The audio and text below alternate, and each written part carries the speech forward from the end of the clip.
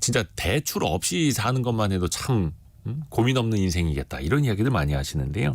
대출 이자 쉽지 않죠. 또 최근에 한국은행이 기준금리를 3.5%로 11번 연속 동결을 했고 미국에서도 기준금리 인하 그 예상 시점이 점점점 뒤로 밀리고 있고 그러면서 이거 이자 좀 내려가야 되는데 바라고 계시는 분들은 여전히 한 달 한 달 계속해서 부담을 또 떠안고 계시고요. 통계청 자료를 보면요. 올해 1분기 월 평균 이자 비용이 1년 사이에 10% 넘게 늘었다고 합니다. 대출이자 한 푼이라도 더 아껴야겠죠. 조금 더 배워보겠습니다. 레오 대출연구소의 김은진 대표와 함께합니다. 대표님 안녕하세요. 네, 안녕하세요. 대표님도 혹시 대출 쓰고 계십니까? 많습니다. 많이 쓰세요? 네, 많아요. 그럼 다 같이 이제 고민을 안고 사는 걸로. 우선은 최근에 대출금리 좀 동향이 어떻습니까? 물론 이제 작년보다는 많이 떨어지기는 했죠. 근데 이제 많은 분들이 원하는 금리라는 게 있어요. 네. 내 금리는 왜 이렇게 안 떨어져? 이런 생각들을 많이 하시는데 더 내려왔으면 좋겠죠. 그렇죠. 3% 초반까지 내려왔으면 좋겠다. 이런 바람들을 많이 하는데 현재 지금 3% 최저 금리가 후반에 형성이 되어 있거든요. 이거는 주택담보대출. 그렇습니다. 예, 물론 이제 신용대출이라든지 다른 대출은 조금 더 비쌀 수도 있어요. 예, 그렇기 때문에 체감하는 금리가 상당히 높은 거죠. 그런데 이제 금리가 잘 떨어지지 않는 이유는 물론 이제 그 코픽스 금리라고 해서 그 변동금리의 기준금리라고 생각을 하시면 되는데 이 코픽스 금리는 어떻게 만들어지는 거냐면 우리가 예적금 하시잖아요. 예, 거기에 연동이 되는 금리예요. 그래서 최근에 예적금 금리가 떨어졌기 때문에 이 코픽스도 떨어지고 코픽스가 떨어지면 변동금리도 떨어지게 돼 있어요. 그런데 생각보다 우리가 원하는 그런 금리가 되지 않고 있는 상황이고요. 그리고 변동금리는 현재 가상금리가 높은 분들이 상당히 많기 때문에 그러니까 우리가 이제 대출 금리를 계산을 할 때는 그 기준금리만 갖고 보는 게 아니고 은행의 영업 마진이라는 게 있잖아요. 그렇죠. 예, 그 마진이 좀 높은 곳이 많거든요. 예, 그래서 금리가 쉽게 떨어지지 않고 있는 상황이고요. 그리고 고정금리 역시 채권금리는 떨어지고 있지만 정부에서는 가계부채를 약간 억제하고 싶어 하시잖아요. 그러다 보니 이 금리가 이렇게 떨어지면 어떻겠어요? 내가 금리가 좀 떨어져. 그러면 더 많이 늘어나겠죠. 네, 그래서 그거를 좀 가계부채 관리 차원에서도 금리가 쉽게 떨어지지 않고 있는 그런 상황입니다. 일단 은행들도 조달금리가 오르면 대출금리도 올리고 조달금리가 떨어지면 대출금리도 내리는데 일단 거기서부터 더 내려갔는데 어느 정도 지금 한계가 좀 있는 상황이고요. 근데 방금 이제 이야기해 주신 것처럼 정부도 가계부채 관리를 좀 하느라고 여러 가지 DSR 규제도 만들고 스트레스 DSR도 시도를 하고 여러 가지를 하는데 어떻습니까? 최근에 가계부채는 좀 진정이 되는 국면일까요? 꺾이지 않고 있는 것 같습니다. 왜냐하면 그 가계부채라는 게요. 우리가 집을 사는 그 담보대출도 비중을 차지하지만 사실은 그 대출 가계부채에서 가장 큰 비중을 차지하는 것이 저희가 지금 아파트를 계속 짓고 있잖아요. 그러면 그 짓고 있는 아파트에서는 대출이 일어날 수밖에 없어요. 그것도 큰 규모로. 왜냐하면 단지수가 굉장히 크잖아요. 중도금 대출이든. 그렇죠. 증조금 대출 또 다 짓고 나면 또 입주할 때 받는 잔금 대출 이런 부분들이 굉장히 큰 규모로 우리가 최근에 집이 거래됐다. 물론 거기서 나오는 가계부채도 있지만 그렇게 신축하는 그런 쪽에서 일어나는 부채들이 좀 상당히 많다라고 이제 저희는 보고 있고요. 그리고 최근에 이제 신용 대출도 조금씩 늘어나고 있는 그런 상황인데 이 스트레스 DSR이라는 것은 사실은 이제 변동금리를 쓰지 마라. 고정금리에 더 혜택을 주는 그러니까 고정금리를 해야 대출 한도가 더 나오게 세팅이 된 그런 제도거든요. 그래서 이거로 이제 대부분 변동금리를 원하시는 분들도 지금 많으세요. 왜냐하면 금리가 떨어질 거라고 생각하세요? 오를 거라고 생각하세요? 시기는 언제가 됐든. 금리 인상기로 가기보다는 그래도 인하기가 더 가깝죠. 그렇죠. 네, 저희도 다 그렇게 보는데 그 시점이 언제인가. 그게 이제 올해 말이 될지 9월이 될지 그거는 이제 조금 살펴봐야겠지만 대부분 금리가 떨어질 거라고 생각을 하시거든요. 그래서 변동금리를 선택을 하고 싶어 하세요. 네. 그런데 변동금리를 선택을 하게 되면 이 스트레스 DSR 때문에 대출 한도가 나오지 낮아지는. 않는 거죠. 그래서 스트레스 받네요. 그래서 어쩔 수 없이 이제 고정 금리를 선택하시는 분들도 많고요. 현재 눈에 보이는 그 체감 금리가 고정 금리가 훨씬 저렴합니다. 그러니까 예를 들면 내가 지금 주택담보대출을 받아야 되면 3.75%가 최저 금리잖아요. 네. 근데 변동금리를 받게 되면 뭐 4.2%, 0.5나 차이가 나잖아요. 어휴, 차이 많이 나네요. 그렇죠. 그러면 당장 어떻게 하겠어요? 당장 싼 거를 살 수밖에 없는 그러니까 그런 대출 마음이에요. 한도냐 금리냐 이걸 선택해야 되는 거네요. 네. 근데 최근에는 많은 분들이 예전에는 돈이 필요하지 않더라도 무조건 최대 대출을 받았어요. 금리가 쌀 때 그렇죠. 네. 그래서 그거를 가지고 다른 거를 투자도 하고 하셨어요. 네. 네, 주식도 하고 네. 뭐 코인도 하고 뭐 여러 가지 다른 용도로 많이 쓰셨단 말이에요. 근데 이제 최근에는 금리가 너무 비싸니까 그러기가 힘드세요. 그래서 금리를 더 쫓아가는 그런 상황입니다. 내가 대출 한도를 조금 줄이더라도 나는 금리 싼 거 가겠다 해서 고정 한도보다는 금리. 금리를 택하시는. 네, 그래서 고정 금리로 많이 선택을 하고 있는 상황이고요. 스트레스 DSR은 계속 이제 시행을 할 예정이에요. 하지만 이제 이 DSR이라는 것은 또 예외인 대출들이 있어요. 예를 들면 전세 대출. 전세. 예, 그리고 아까 제가 말씀드렸던 중도금 대출은 DSR을 보지 않아요. 아하. 그러니까 그냥 계속 늘어날 수밖에 없는 그런 상황인 거죠. 네. 근데 정부가 가계부채 총액도 이제 관리를 하려고 하고 사람들이 이제 많이 받아가는 건 좀 어떻게 해야 될까? 좀 자제시키려고 하고 있는데 정작 신생아 특례 대출이라든지 각종 특례 대출을 또 풀고 있지 않습니까? 네. 이런 양면성은 좀 우리가 어떻게 이해를 해야 됩니까? 이건 정부에서도 뭐 어쩔 수 없는 것 같아요. 왜냐하면 이 정책 상품이라고 하잖아요. 아무래도 혜택을 줘야 하는 그런 분들이 있단 말이에요. 그러니까 작년에는 이제 특례 보금자리론이라는 대출이 엄청난 돌풍을 일으켰어요.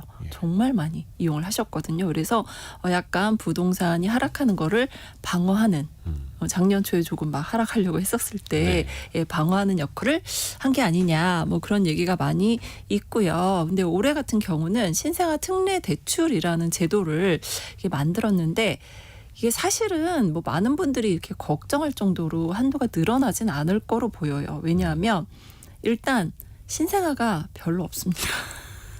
웃 푼 거죠 이거? 네. 네. 없어요. 뭐 이거 좀 싸게 해준다고 아이를 낳는다기보다는 그냥 아이를 낳은 분들 내가 아이를 낳으려고 했어 하는 분들이 혜택을 받는 이제 그런 구조가 되고 있는 것 같고요. 그리고 이 신생아 특례 대출이 지금 현재 좀 많이 팔리기는 했어요.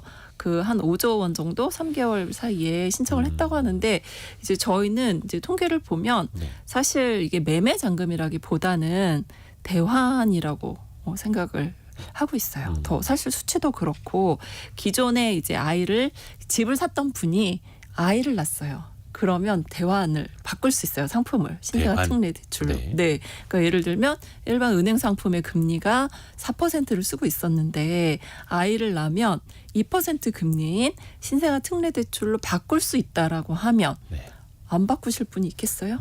그렇죠. 바꾸죠. 네. 무조건 바꿉니다. 그리고 소득 제한도 굉장히 상향됐거든요. 예전에는 이제 이런 정책 상품들은 뭐 소득이 6천, 7천, 뭐 8천 뭐 이런 식으로 다 단계가 있었는데 지금 신생아 특례 대출은 부부 합산 소득 1억 3천이면 굉장히 높은 거고요.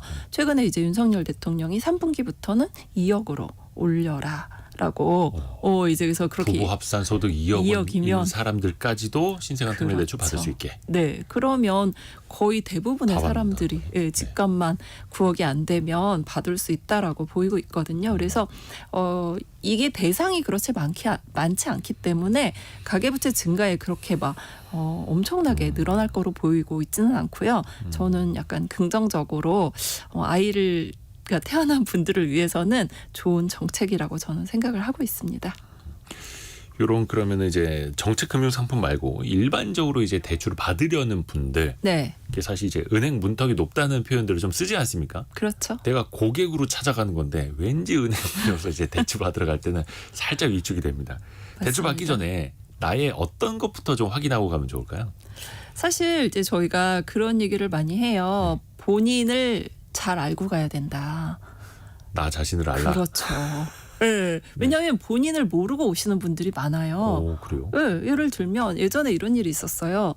그러니까 저희가 지금 대출을 받을 때 이제 주택담보대출이나 전세대출을 예로 들을게요. 신용대출은 소득 대비 나가는 거니까 그 두 가지를 예로 들을 때 가장 중요한 게 주택 보유수예요.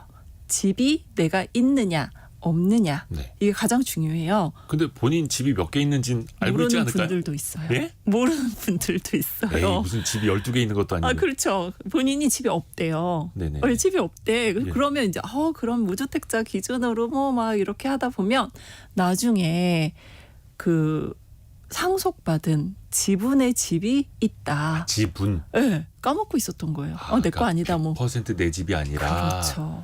집을 일부 상속받았는데 지분의 집이 있었다. 아이고. 라고 나타나는 왜냐하면 조사하면 다 나오거든요. 헷갈릴 수는 있겠네요. 네. 그냥 까먹고 있었던 5명이서 거죠. 지분으로 나눠서 난 맞아요. 20%인데 저건 네. 내 집 아닌데 그렇죠. 이럴 수도 있고. 그렇죠. 뭐 그런 경우도 있고요. 그리고 소득 같은 경우도 그래요. 예를 들면 제가 소득도 연봉이 얼마예요? 라고 여쭤보거든요. 네네. 그러면 연봉이 뭐 5천이에요, 6천이에요 이렇게 말씀을 하세요. 네. 그래서 그런 줄 알고 이제 막 상담을 하게 되는데 알고 봤더니 이제 작년 연봉을 보통 여쭤보거든요. 작년 왜냐하면 이제 지금 2024년이니까 2023년 원천징수 영수증을 기반으로 해서 저희가 이제 여러 가지 소득 전산으로 잡혀야 조건을 되니까. 네. 넣었는데 나중에 보니까 퇴사하신 거예요. 올해 퇴사하셨어요. 네네네. 그러면 퇴사한 소득은 사용할 수 없어요. 오, 근데 대부분의 분들이 작년 소득 얼마예요? 라고 여쭤보거든요. 그렇죠. 그렇죠. 그러면 본인은 작년 소득이 5천이었으면 5천이에요. 잘 모르니까 대출을. 근데 이제 대출을 내주는 그런 금융사 입장에서 보면은 현재까지. 현재 상태까지도 체크를 하는데 현재 소득이어야만 그걸 쓸 수 있는 거예요. 그러면은 작년에 연봉이 5, 6천이었지만 지금은 퇴직하셨으니 앞으로는 소득이 없을 수도 있고 없는 거죠. 안녕히 가세요 퇴직하셨으면. 이런 거예요? 네. 현재 소득이 없으면 그냥 무직인 거예요. 물론 이제 다른 대체 소득을 찾기는 하지만 그래서 그런 거 조금 주의하셔야 되고요. 그리고 만약에 내가 급여를 지금 받았다. 입사를 다시 할 수도 있잖아요. 네. 그러면 그 소득이 본인의 소득인 거예요. 그래서 그런 식으로 내가 소득이 얼마인지 그리고 이런 정책 상품 대출 같은 경우는 자산 심사를 해요. 본인이 얼마 규모의 자산이 있는지. 신생아 대출 같은 경우에 자산 심사 이런 거를 하기 때문에 본인이 여기에 다 해당이 되는지를 사전에 좀 체크를 하시는 게 좋아요. 그냥 은행에 가서 저 대출 나오나요? 라고 물어보면 그죠. 거기서 다 알려줄 것 같죠. 네. 아니에요. 절대 그렇지 않습니다. 본인이 충분히 자료를 제공을 하고 이러이러하다라고 충분히 설명을 하셔야지 우리가 정확한 설명을 해야 정확한 답을 듣잖아요. 그냥 아무것도 없이 저는 얼마 나와요? 이렇게 물어보면 아니, 그런 분들 계세요. 은행 창구 가서 네. 아니, 내 주민번호 알려주고 하면 맞아요. 주민번호 자산하고 소득 알려줘요. 다 나와서 이렇게 네. 딱딱딱딱 해서 네, 몇 억까지 가능합니다. 이자는 얼마입니다. 나오는 거 아니냐고. 물론 이제 그 데이터를 끌어올 수도 있기도 해요. 네. 그 뭐 마이데이터라고 해서 뭐 다 넣고 동의를 하면 끌어오기도 하는데 그래도 그 전에 그런 거 동의하지 않고 상담을 받을 때는 모든 자료가 정확히 들어와야 된다는 거죠. 그래서 본인이 자신의 상태에 대해서 정확히 네, 알고 정확히. 가야 정확한 대출 가능 여부, 금액, 이자를 뽑아볼 수 있다. 네. 또 하나, 보통 이제 많이 쓰는 은행, 주거래 은행에 찾아가면 그래도 좀 한도나 대출 금액이 많이 나오지 않을까, 이자도 싸지 않을까 생각을 하게 되는데요. 네. 실제로 그런가요? 그러니까 뭐 만약에 내가 운이 맞아서 네. 그럴 수도 있죠. 내가 주거래 은행이 예를 들어서 농협은행이야. 그럴 수 있잖아요. 네. 뭐 신한은행이야. 뭐 그런데 그 신한은행이 실적이 부족해서 이번 달에 금리를 대폭 낮추는 시점이야. 이럴 수 있어요. 은행은 영업을 하는 곳이잖아요. 그래서 1년 내내 금리가 좋지 않아요. 그리고 담보대출 같은 경우는 본인의 거래 실적보다는 약간 영업에 더 치중을 해서 금리를 낮추거든요. 마침 그 은행이 맞습니다. 대출을 너무 많이 내줘서 금감원의 지도를 받고 있어. 그럼 어쩔 수 없이 대출 금리 막 올리죠. 그렇죠. 대출을 이제 못 받게 하려고. 금리도 올리고 한도도 줄이고. 근데 마침 그 은행이 내 내가 주거래 50년 거래한 주거래 은행이야. 그러면 이제 이게 운때도 좀 맞아야 돼. 네, 그러니까 무조건 주거래 은행을 선택하지 마시고요. 가서 상담은 받으세요. 상담 받고 그리고 다른 데는 어디 더 좋은 데 없나?라고. 왜냐하면 우리가 대출을 받으면 한두 달 쓰고 말 게 아니란 말이에요. 그렇죠. 특히 주택담보대출 같은 만기 40년. 물론 40년을 그 집에 살진 않아요. 하지만 네. 그래도 최소 3년에서 5년은 대부분 쓰시거든요. 그래서 순간의 선택이 굉장히 오랜 시간을 후회하게 만들 수도 있어요. 그래서 좀 발품을 팔아야 된다. 그렇죠. 발품, 손품 다 파셔야 됩니다. 근데 요즘에 이제 손품으로 가능하잖아요. 네, 그렇죠. 뭐 가능한데 예. 이게 또 완전 정답은 아니라는 거죠. 왜냐하면 이제 손품이라고 해서 저희가 이제 비교 플랫폼이 있잖아요. 네. 근데 그 비교 플랫폼마다 전 은행이 들어가 있는 게 아니에요.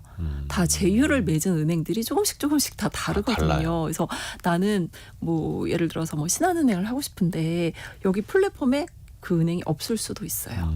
그래서 조금 번거로우시겠지만 비대면도 알아보시고 영업점도 방문을 해보시고 또 뭐 주변에 전문가나 뭐 상담사나 아시는 분을 통해서 정보를 좀 수집을 하시는 게 내가 훨씬 유리한 조건의 대출을 받을 수 있고요. 그리고 아까도 제가 말씀드렸지만 본인의 상황을 아셔야 된다고 말씀드렸잖아요. 네. 근데 은행별로 아이가 있으면 금리를 깎아주겠다는 은행도 있고요. 2명이면 뭐 0.2, 3명이면 0.4를 깎아주겠다. 굉장히 파격적이죠. 하는 은행도 있고 또 어떤 은행은 중소기업 직원의 금리를 깎아주겠다라고 하는 은행도 있어요. 그때에 따라서 그렇죠. 그 어떤 뭐 우대 금리를 주는 여러 가지 이벤트라든지 회사마다의 정책이 또 그때그때 달라질 그렇죠. 수도 있고. 그래서 그 금리를 받을 수 있다라고 하면 최저금리 받을 수 있으니까 주거래 은행을 너무 고집할 필요는 아하. 없다. 그래서 네. 하나하나 또 다 찾아봐야 되는 거고요. 네. 그리고 또 그 인터넷 전문 은행들 있잖아요. 네. 일반적으로 그런데도 우리가 영업점도 없고 비용도 낮고 네. 정부에서도 그런 의미에서 허가를 내준 인터넷 전문 은행이니 네. 금리도 좀 싸지 않을까 생각을 하는데요. 실제로는 어떻습니까? 이게 그 인뱅 은행들도 영업을 하는 은행이잖아요. 물론 금리를 싸게 하죠. 하지만 그 금리가 싸면 모든 분들이 다 그 은행을 가시겠죠. 그렇죠. 네. 1년 내내 그 은행이 돈이 무한정 있는 건 아니거든요. 네, 그렇기 때문에 인터넷 뱅킹 은행들도 그 작년 뭐 올해 뭐 이렇게 조금 저렴하게 했다가 지금은 조금 뭐 올리고 있는 상황이기 때문에 또 너무 인터넷 은행은 쌀 거라고 맹신하시면 안 되고요. 또 인터넷 은행의 장단점이 좀 있어요. 전산으로 처리하기 때문에 조금 빠르다. 정확하다 이런 게 있지만 또 반대인 면이 있어요. 뭐냐면 융통성이 없어요. 아하. 네, 그러니까 예를 들면 그 저희 이제 그 오프라인 은행에서는 이런 경우 있잖아요. 대출 잔금일이 촉박해. 그러면 정말 은행 직원들이 마음을 먹고 하면 빨리도 가능하거든요. 그런데 이제 시스템상 뭐 14일 이전 것만 가능합니다. 이러면 그날 기표가 안 되는 거예요. 네. 그러네요. 네, 그래서 융통성은 조금 부족하다. 4399님이 네. 실시간으로 질문 주셨습니다. 혹시 네. 대출 상담을 여러 은행에서 받으면 신용 점수에 문제 있을 수 있나요? 아니요, 문제 없습니다. 네, 그냥 대출 받으시면 상담은 돼요. 자유. 네. 시간이 좀 들 뿐. 그렇죠. 근데 이제 은행 직원들한테도 본인들이 딱딱 여쭤보고 싶은 거를 이렇게 좀 정리를 해가시는 게 좋아요. 그냥 가서 아까도 말씀드렸지만 막연하게 질문을 하시면 막연한 답밖에 못 들어와요. 그러니까 뭐 금리가 얼마인지. 근데 은행 직원들은 금리가 얼마인지 말씀을 잘 안 하세요. 그래요? 네. 그러니까 상담 달라질 수 받아보시면 있어서. 그렇죠. 나중에 민원을 뭐 어느 부서나 마찬가지 민원을 가장 두려워하거든요. 지난번에 3.7이라고 그러더니 맞아요. 왜 지금 3.9라고 맞습니다. 하느냐. 네, 맞아요. 네. 그리고 뭐 대출 한도를 계산을 해드리면 내가 너 믿고 계약했는데 네. 대출 안 나오면 책임져야 되는 거 아니야? 뭐 이런. 얼마나 무서워요. 당장 한도가 한 3억 나오는 줄 알았는데 그렇죠. 막상 잔금 치를 때 지금 이제 차주분의 상황이 변해서 2억 5천밖에 안 돼요. 이러면 맞아요. 당장 5천 어디서 구하라고 나죠. 난리치는 네, 거죠. 그렇죠. 아, 그러면 이거를 어떻게 살펴봐야 돼요? 미리. 그러니까 참 어렵죠. 이거는 아무도 그러니까 본인이 좀 여러 군데 상담 받아 보시고 아 이게 좀 어느 다 비슷하구나. 그리고 제가 말씀드렸잖아요. 정확한 자료를 들고 가셔야 된다고. 소득 자료라든지 뭐 이런 게 정확해야 되고요. 그리고 만약에 소득을 합산을 하실 거면 배우자는 소득 합산이 가능하거든요. 네. 주택담보대출에서는. 네. 예, 그런 경우 또 뭐 그분의 정확한 자료라든지 그런 거를 가져가셔야 상담이 가능하시고 뭐 여러 군데 상담 받는다고 해서 신용이 떨어지진 않습니다. 그러면 예를 들어서 내가 한 반년 뒤에 이사를 할 계획인데 네. A은행, B은행, C은행 이렇게 해서 플랜 A, B, C를 좀 준비를 하고는 있어야겠네요. 그것도 좋은 방법이세요. 그런데 이 금리라는 거는요, 은행들이 영업을 하기 위해서 자주 바꿔요. 그렇죠. 네, 그래서 뭐 플랜은 갖고 계시지만 임박해서 한두 달 전엔 다시 서베이 조사하셔야 될 거예요. 그러네요. 네.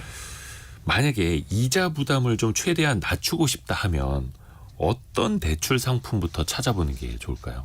당연히 정책 그렇죠. 금융 상품이 좀 싸게 네, 될 텐데. 맞습니다. 조건만 된다라고 하면 네. 이게 허들이 높잖아요. 안 되는 분들이 많은 상품이 금리가 싸겠죠. 정책 상품이라는 거는 정부에서 어느 정도 혜택을 주는 그런 상품이잖아요. 예를 들면 아까 말씀드렸던 신생아 특례 대출 아무나 받을 수 있나요? 신생아가 있어야 받잖아요. 그렇죠. 예, 가장 큰 허들이고요. 그리고 버팀목이라든지 디딤돌 대출이라는 상품이 있어요. 그래서 이 상품 역시 이제 정책 모기지 상품입니다.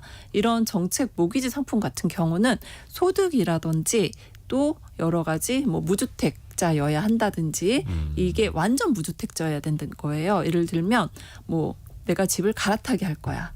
그러면 안 되거든요. 디딤돌 대출 같은 경우는. 네. 예, 그래서 여러 가지 조건들이 조금 제한적이기 때문에 혜택을 받을 수 있는 분들이 좀 적은 대신에 금리가 저렴할 수 있어요. 그래서 그런 상품 순으로 하나씩 지워가시면 됩니다. 디딤돌을 받을 수 있으면 신생아 받을 수 있으면 신생아 받으시고요. 안 되면 디딤돌이 가능한지 안 되면 보금자리론 가능한지 이것저것도 안 된다. 왜냐하면 주택 가격이 높으면 다 해당이 없거든요. 그래서 이런 분들은 이제 은행 상품 가셔야 되고요.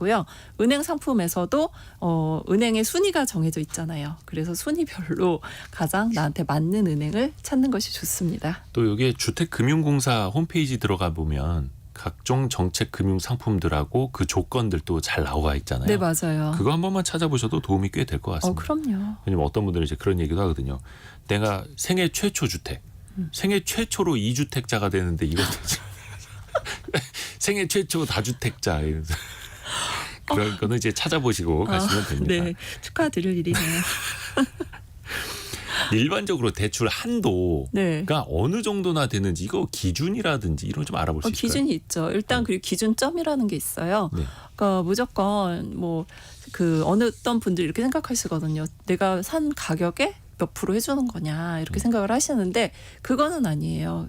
우리 기준이라는 게 있잖아요. 네. 그래서 내가 집을 5억에 샀어도 저희가 기준으로 잡는 그 집의 가치는 이제 KB 시세, 아파트인 경우에 KB 시세가 있거든요. 그래서 그 값이 나의 대출을 산정할 때 기준값이 되는 거예요. 네. 왜냐하면 그렇지 않으면 내가 5억짜리 집을 10억 주고 샀으면 그거에 10억에 70%를 해줄 수는 없잖아요. 그렇죠? 그래서 우리가 기준점인 KB 시세가 얼마인지 잘 보셔야 됩니다. 이게 일반적으로 공시지가보다는 많이 높죠. 높죠. 그냥 예. 실거래가하고 거의 준하다고 생각하시면 되세요. 네. 네.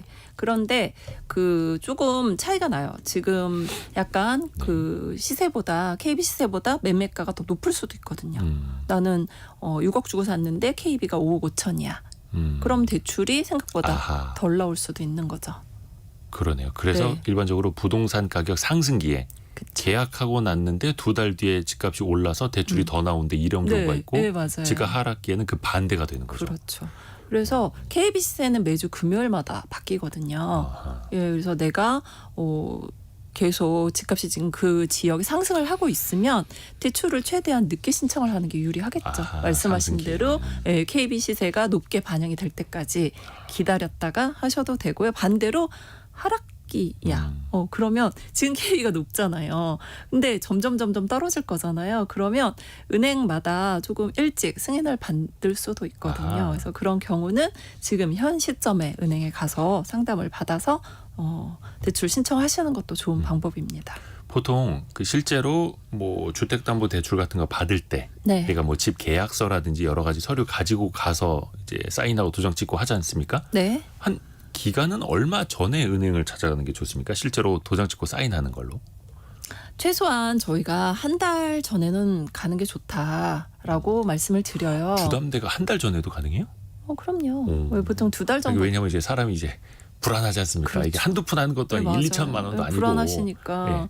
계약하고 6개월 전에 가서 막 상담하고 또 잔금 예. 6개월 있다 하시는 분들도 있거든요. 그래도 서류를 쓸 수는 없어요. 이제 은행마다 좀 다르지만 길어야 3개월, 뭐 대부분 2달 전에 서류를 작성할 수 있거든요. 예, 그래서 그때 서류 작성하시면 되는데 상담은 뭐 그 전에 가서 하셔도 되고요. 그리고 그 서류도 유효기간이라는 게 있어요. 아하. 그러니까 뭐 주민등록 등본, 초본 뭐 이런 거를 제출하시잖아요. 네. 그런데 그거를 뭐 1년 전 거를 가져오신다거나 그러시면 안 되기 때문에 좀 임박해서 받는 것이 좋고요. 그리고 은행을 선택을 하실 때도 제가 은행마다 금리가 자주 바뀐다라고 말씀을 드렸기 때문에 네. 한 달 전쯤에 가장 저렴한 은행이 어딘지 확인해서 신청을 하시는 것도 좋습니다. 자, 그리고 언제 질문을 드려도 이게 가장 고민이 되는 모든 대출 받는 사람들의 가장 큰 고민. 변동이냐 고정이냐. 앞에서 잠깐 말씀해 주신 게 고정금리일 때는 한도가 좀 더 많이 나오고 변동금리일 땐 지금 상황에서 금리가 좀 싸다라는 건데 지금 상황에서 어떤 게 유리하다?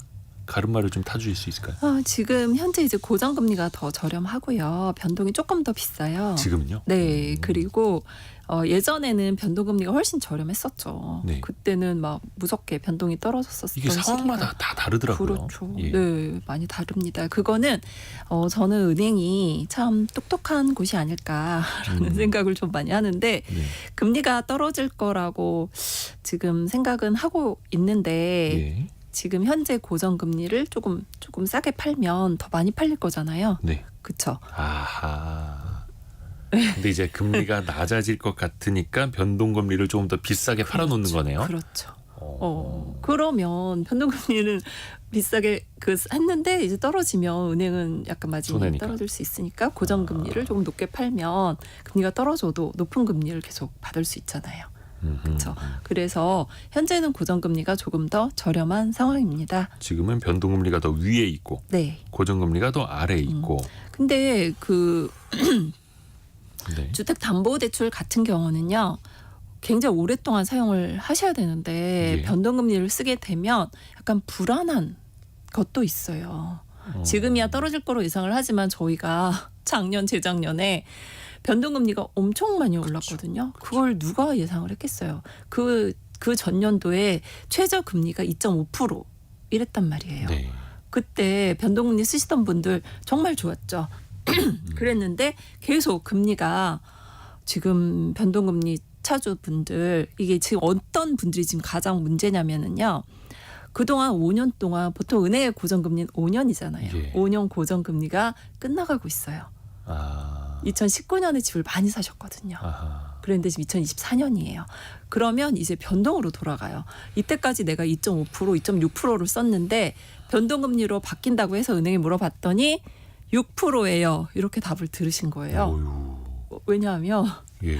가상금리도 바뀌고 그리고 이제 은행마다 조금 다른데 변동금리로 바뀌는 순간 지금까지 혜택을 받았던 우대금리가 다 빠지는 그런 것도 있거든요. 오메나. 네. 그러면 그렇게 네. 많은 이자 차익을 더 내는 게 나을지, 그럼 아예 이 대출을 해지해 버리는 게 나을지도 고민을 해야 되잖아요. 그렇죠. 이런 경우는 저희도 항상 갈아타시라, 대환을 하셔라라고 말씀을 드려요. 그대로 왜냐하면- 변동으로 가는 게 금리가 싸냐? 아예 네, 대환 대출을 받는 게 싸냐? 네. 왜냐하면 변동이어도 해당 은행이 변동 6%를 쓸 수는 없어요. 다른 은행 가도 4%인데 예. 계속 우대금리도 없이 그 해당 은행을 사용을 하시는 건 전 아니라고 생각을 그렇죠, 하거든요. 그렇기 때문에 사실 많은 분들이 관심을 갖고 있는 게 대출이기도 하지만 습관적으로 돈이 나가는 거에 대해서 신경을 안 쓰는 분들도 있어요. 그냥 매월 자동이체로 나가니. 그렇죠. 예. 뭐 나가다 어느 날 봤더니 이게 왜 이렇게 많지? 뭐 이렇게 해서 깜짝 놀라서 연락을 오시는 분들도 있거든요. 그냥 계속 나가니까 그냥 자동으로 나가나 보다. 뭐 이렇게 생각하지 마시고 본인이 언제 금리가 바뀌는지를 조금 알고 가시면 좋을 것 같고요. 말씀하신 변동이냐 고정이냐 뭘로 해요? 막 이렇게 물어보고 가장 어려운 질문이에요. 그렇게 얘기를 해드렸는데 나중에 금리가 올랐어. 그럼 얼마나 원망을 듣겠어요.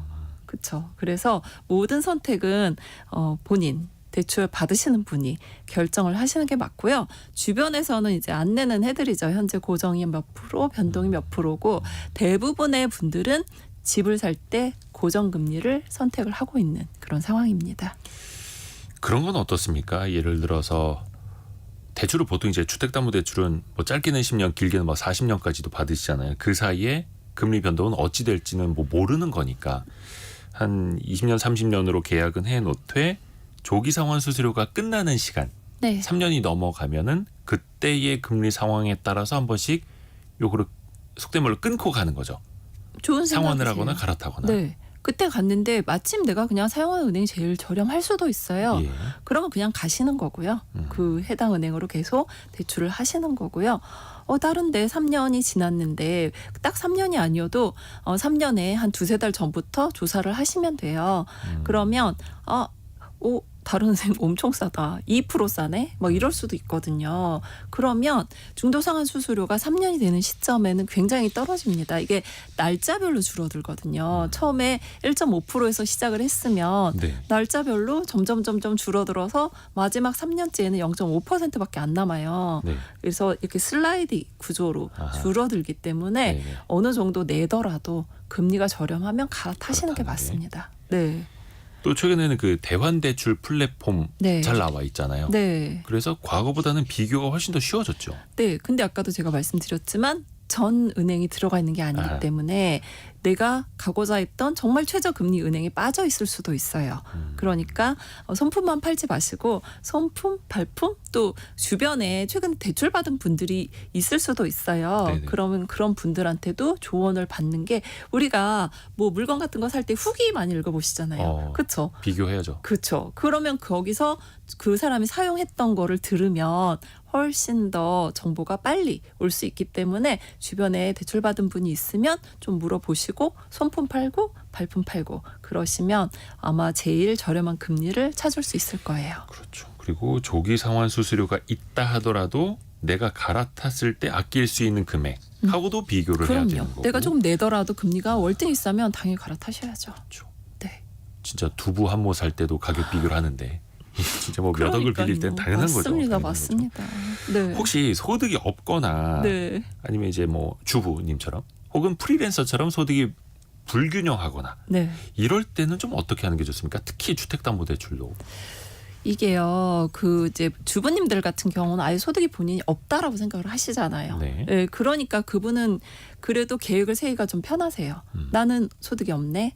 그러면 이제 대체 소득이라고 해서 은행에서는 이분이 신용카드를 얼마 사용했는지 뭐 이런 걸로 소득을 환산을 해주세요. 카드를 많이 사용하셨으면 소득이 높은 분이다라고 이제 인지를 해서 그에 맞게 대출이 가능하고요. 그런데 문제는 프리랜서 분들이에요. 프리랜서 분들은 이게 약간 온도차가 심하세요. 내가 급여가 들어오는 거가 본인의 소득으로 인지를 하시는 분들이 많으시거든요. 예를 들면 내가 한 달에 통장에 400만 원이 들어와. 그러면 그게 나의 연봉이야 라고 생각을 하시는데 그렇지 않아요. 우리가 보통 그분이 소득금액 증명원을 나중에 이제 발급을 받아보면 연봉 뭐 4,800이 아니라 연봉 2,000 이렇게 신고가 되는 경우도 굉장히 많거든요. 그렇기 때문에 통장에 찍히는 급여를 그냥 신경 쓰지 마시고요. 네. 작년에 내가 얼마를 신고를 했는지 소득금액 증명원을 꼭 발급을 받아보시는 게 좋습니다. 소득금액 증명원. 네. 그래야지만 그분의 그 프리랜서 분의 소득이 바로 그 소득이거든요. 아하. 직장인들 같은 경우는 똑같아요. 그냥 저희가 원천징수 영수증 나오잖아요. 세전 소득이 그냥 나의 연봉이라고 생각하시면 되는데 프리랜서나 사업자분들 같은 경우는 좀 많이 다릅니다. 그리고 지금 이자 때문에, 네. 고금리 때문에 네. 자영업자분들도 참 한계에 많이 몰리고 있거든요. 장사라도 잘 맞습니다. 되면 뭐 갚을 수라도 있는데 그것도 요즘 좀 많이 힘드세요. 그렇죠, 쉽지 않으니까. 네. 자영업자분들이 좀 잘 활용할 수 있는 어떤 상품이랄까요? 제도 어떤 게 있을까요? 그러니까 자영업자 분들 같은 경우 이제 사업을 하시는 분들이잖아요. 예, 예. 그래서 사업을 하시는 분들이 대출을 받으려고 할 때 일단 담보가 있느냐, 무담보냐 이 두 가지로 나눠지겠죠. 담보가 있다라고 하면 본인 집을 담보로 해서 사업 자금을 빌릴 수 있어요. 예, 은행에서도 충분히 사업에 쓰신다고 하면 가능하시고요. 그 대신 이제 이걸 어디다 쓸 것인지를 다 용도 증빙은 해주셔야 되고요. 근데 대부분의 사업자분들이 담보가 없는 분들이 더 많으세요. 창업을 하신다거나 뭐 그런 분들 같은 경우는 담보가 없는 경우에 받을 수 있는 게 누군가가 보증을 좀 해주면 네. 네, 훨씬 쉬워요. 그 보증이 누구냐면 뭐 인보증을 말씀드리는 게 아니고요. 그 신용보증 기금이라든지 네, 이런 사업을 하시는 분들을 위해서 정부에서 그 신용보증 기금에서 보증서를 끊어주면 은행에서 대출이 가능하세요. 근데 그런 경우에는 이제 사업의 규모에 따라서 대출을 해주는 거라서 매출이 얼마인지 그동안 사업을 어떻게 했는지 앞으로도 사업을 계속 확장을 할 수 있는 분인지 그런 거를 볼 수 있는 그런 신용보증 기금이 있고요. 그리고 소상공인진흥공단이라고 해서 저희가 보통 뭐 소진공이라고 많이 네. 말씀을 하는데 이쪽에서도 대출이 가능하니까 좀 여러 군데 확인을 해보시는 게 좋고요. 일일이 나는 이렇게 가서 하기가 어렵다 하시는 분들은 그 사업하시면서 이제 거래하는 은행이 있으세요. 그래서 그쪽에서 확인을 하는 게 좋은데 뭐 보통 우리은행이라든지 그 기업은행 이런 쪽에서 기업 자금은 많이 하는 편이니까 거래은행에 가서 확인을 해보시면 충분히 상담이 가능하세요. 여쭤볼 게 정말 많은데 시간이 벌써 다 됐는데. 근데 신용대출 요거 안 여쭤볼 수가 없어요. 왜냐하면 네. 신용대출이 금리가 제일 높잖아요. 맞아요. 이 부분에서 뭔가를 좀 아껴야 될 텐데 뭐 마통도 있고 신용대출도 사실 뭐 은행권부터 제2금융권 카드론까지 다양하잖아요. 좀 어떻게 해야 아낄 수 있다? 좀 팁을 좀 주신다면. 신용대출 같은 경우에는 이제 두 가지로 나눠지는데요. 저희가 마통이라고 해서 네. 많이 들어보셨죠? 마이너스 통장. 네, 마이너스 통장. 일단 한도를 책정을 해놓고 거기서 이제 돈을 필요할 때마다 수시 입출금처럼 쓸 수 있고 뺀 돈만큼만 이자가 나가는 게 마이너스 통장이고요. 네. 신용대출은 일시에 그냥 지급을 하는 거죠. 뭐 3천, 2천 지급을 하면 거기에 계속 2천, 3천의 이자가 부과가 되는 거니까 만약에 그 3천을 내가 모두 쓸 게 아니라고 하면 약간 금리가 마이너스 통장이 조금 더 높을 수는 있어요. 예, 신용대출은 이제 일시대로 나가니까 조금 더 저렴하거든요. 예, 그래서 내가 뭐 3천을 영 갚을 가능성이 없다 이러시면 그냥 신용대출 쓰시는 게 맞고요. 나는 조금씩 갚을 수 있다. 나는 넣었다 뺐다 하는 게 좋다 하시면 마이너스 통장을 가시는 게 훨씬 더 좋습니다. 그리고 한도 면에서는 이 신용대출도 다 DSR을 보거든요. 그래서 은행권 같은 경우에는 DSR 40%. 그러니까 40%는 뭐를 뜻하냐면 본인의 소득의 40% 이상을 은행에다 주면 안 돼요. 그게 DSR 40%거든요. 예, 그래서 그 부분을 넘지 않게 대출을 하셔야 되고요. 그럼 신용대출은 도대체 얼마가 나오느냐 많이 궁금해하세요. 근데 본인 연봉의 한 배에서 많으면 2배까지. 근데 대부분 1.5배 정도에서 결정이 나세요. 그래서 한도가. 네, 그러니까는 내가 연봉이 3천이면 한 3천에서 많아야 5천, 6천까지밖에 되지 않아 1금융권에서는. 그래서 그 정도에서 받으시면 좋고요.